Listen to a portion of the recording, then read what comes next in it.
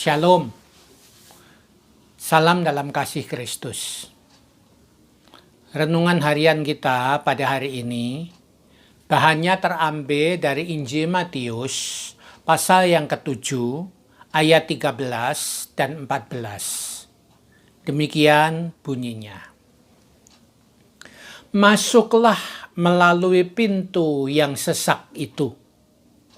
Karena lebarlah pintu dan luaslah jalan yang menuju kepada kebinasaan. Dan banyak orang yang masuk melaluinya. Karena sesaklah pintu dan sempitlah jalan yang menuju kepada kehidupan. Dan sedikit orang yang mendapatinya. Bapak, Ibu, saudara-saudara yang dikasihi oleh Tuhan Yesus Kristus. Ada orang berkata bahwa mengikut Tuhan adalah hal yang gampang. Tinggal percaya saja, semuanya beres. Tetapi Bapak Ibu, kalau kita perhatikan bacaan kita pada hari ini, maka kita diberitahu bahwa mengikut Tuhan adalah sebuah perjuangan. Nah, ini di sini kadang-kadang orang lalu berdebat. Satu sisi berkata, ikut Tuhan itu gampang, tinggal percaya. Dan ketika ada orang yang berkata, ikut Tuhan itu perjuangan, wah, maka orang akan berkata, kalau begitu iman Kristen itu bukan anugerah, tetapi sangat tergantung kepada perbuatan. Wah, pertentangan seperti ini sepertinya tidak ada habisnya. Tetapi Bapak Ibu, yang perlu kita pahami adalah bahwa Tuhan memang memberi kepada kita anugerah. Dia sudah membukakan pintu lebih dahulu.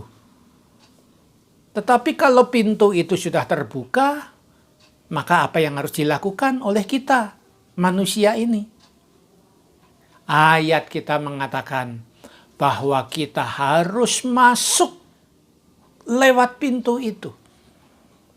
Dan di pintu itu, untuk masuk berjejal-jejal banyak orang. Demikian juga setelah kita harus memasuki pintu itu, maka kita juga harus berjalan. Yang dikatakan tadi jalannya juga sempit. Jadi sebenarnya kita tidak perlu mempertentangkan antara iman dan perbuatan. Kita memang beriman. Dan kita yakin itu adalah anugerah Allah. Itulah yang diungkapkan dengan pintu sudah dibuka oleh Tuhan. Tetapi bagi kita, bagian kita adalah kita memasuki pintu itu dan berjalan terus menuju kepada tujuannya. Nah, hal seperti ini sebenarnya juga bukan hanya diungkapkan oleh Tuhan Yesus. Rasul Paulus yang juga sangat-sangat kita yakini selalu mengajarkan tentang iman itu adalah suatu anugerah dari Tuhan. Rasul Paulus juga mengajarkan bahwa kita juga harus berlari-lari untuk sampai kepada tujuan. Jadi di sini iman dan perbuatan tidak bertentangan. Iman yang sudah dibukakan dan dianugerahkan oleh Tuhan harus kita ikuti dengan perjuangan kita untuk hidup yang lebih baik di tengah dunia ini, supaya kita bisa sampai kepada tujuannya.